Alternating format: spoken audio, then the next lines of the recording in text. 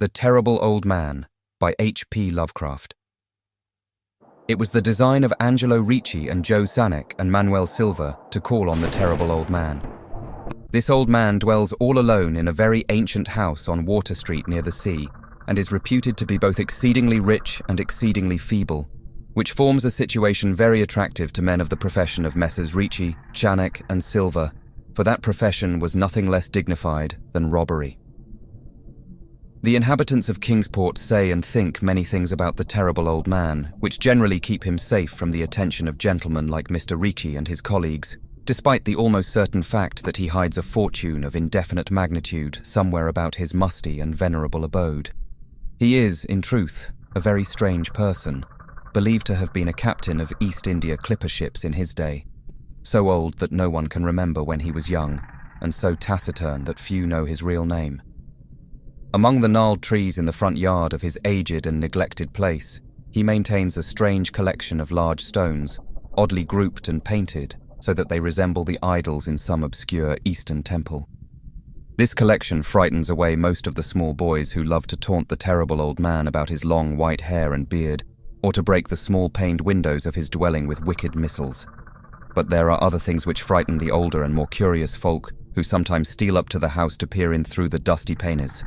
These folks say that on a table in a bar room on the ground floor are many peculiar bottles, in each a small piece of lead suspended pendulum-wise from a string.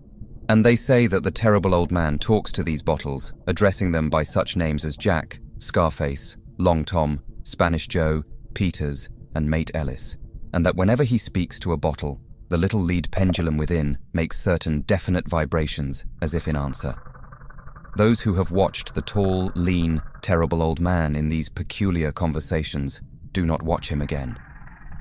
But Angelo Ricci and Joe Sanek and Manuel Silva were not of Kingsport blood. They were of that new and heterogeneous alien stock which lies outside the charmed circle of New England life and traditions, and they saw in the Terrible Old Man merely a tottering, almost helpless greybeard who could not walk without the aid of his knotted cane and whose thin, weak hands shook pitifully. They were really quite sorry in their way for the lonely, unpopular old fellow, whom everybody shunned, and at whom all the dogs barked singularly.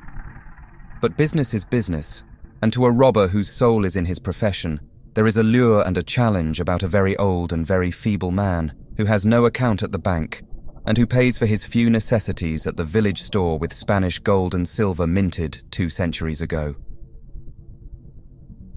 Messrs. Ricci, Sanek, and Silva selected the night of April 11th for their call. Mr. Ricci and Mr. Silva were to interview the poor old gentleman, whilst Mr. Sanek waited for them and their presumable metallic burden with a covered motorcar in Ship Street by the gate in the tall rear wall of their host's grounds.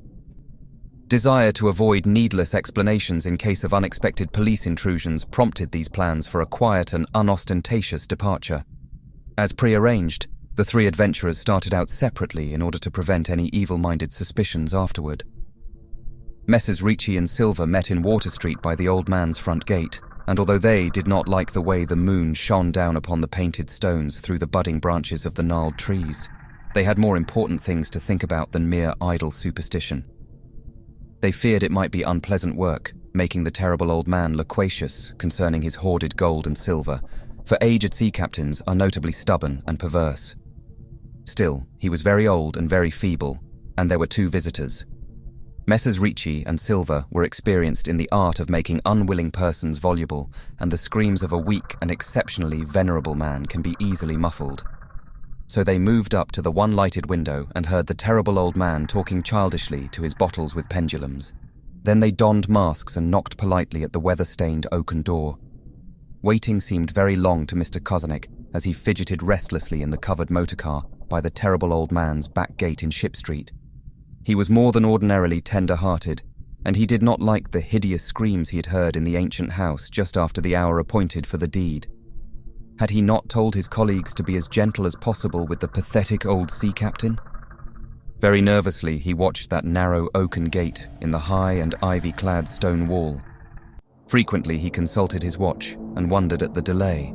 Had the old man died before revealing where his treasure was hidden, and had a thorough search become necessary?